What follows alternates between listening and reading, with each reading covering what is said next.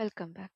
In today's video, we are going to understand rolling averages in Power BI using text. Okay, and rolling averages help smooth out fluctuations in data and give us a clearer picture of performance over the time.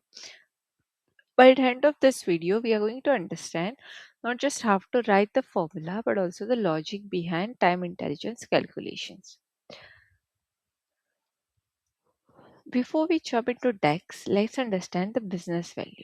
Raw data often contains spikes and dips that can mislead the analysis.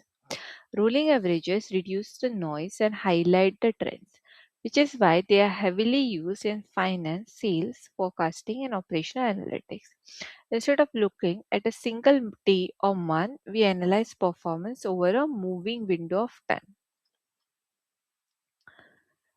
At the core of rolling averages is the idea of moving window. For example, a 3-month rolling average means we always calculate the average of the current month plus the previous 2 months. As time moves forward, the window shifts dynamically. This is where DAX time intelligence function becomes extremely powerful. Before building rolling averages, we create a base measure, usually total sales or revenue. This base measure becomes a foundation of our time intelligence calculations.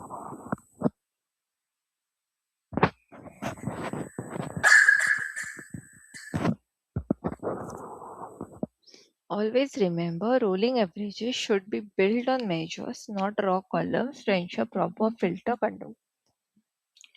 contest handling. Now we introduce the time intelligence functions like dates and period allow us to define a dynamic date range. We specify the current date contest and then move backward a certain number of months or days. This creates a rolling window that our calculation will use.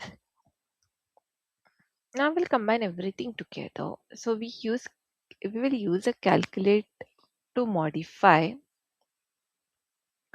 filter contest, apply dates and period to define the time window, and then divide by the number of period to get the average. This measure updates automatically as users interact with slicers or change date selections. One important concept to understand is filter contest. Rolling averages always respect the current filters in your report. If a user selects a specific year or region, the rolling calculation adjusts dynamically. This makes your visual interactive and intelligent. When you plot rolling average on a line chart, you'll notice the trend line becomes smoother compared to raw sales values. This makes pattern easier to understand and helps decision makers focus on long-term performance rather than short-term fluctuations. Always use a proper date table with continuous dates. Avoid calculating rolling averages on large calculated columns. To summarize, rolling averages help analyze trends by smoothing the data. DAX time intelligence functions create dynamic moving windows, and understanding filter context is key to building accurate calculations. Okay, now we'll see a practical example. We have the sales data table, okay, and we have the columns like date, product, region, and sales, okay.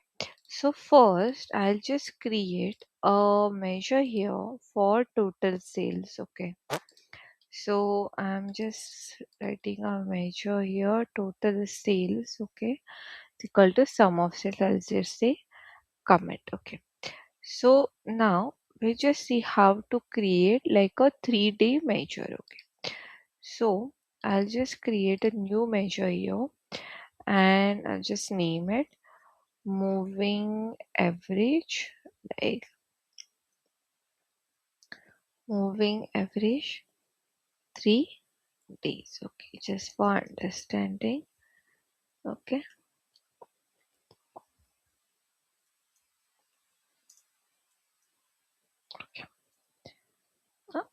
Okay. Alt enter. So now we are using this average X. Okay.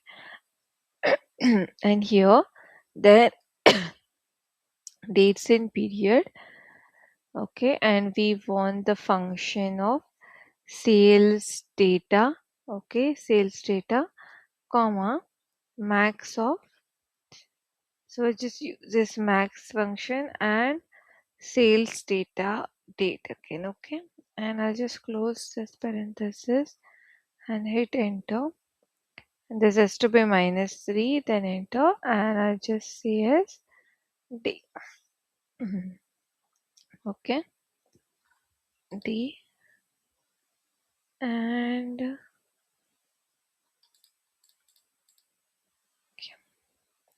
alt enter, and then we'll just close this here and like total sales, okay, and we'll commit it. So now we have this moving average here as well. So now I just take this and I'll total sales and moving average, okay.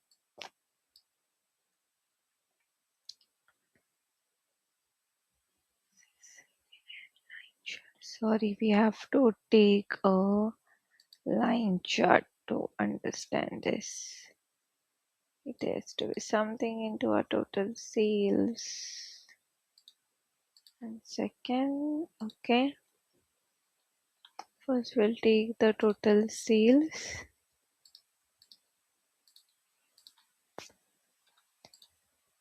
Okay, I'll just go for the line chart here. Then into x-axis, we'll say total sales. Okay. And then moving averages.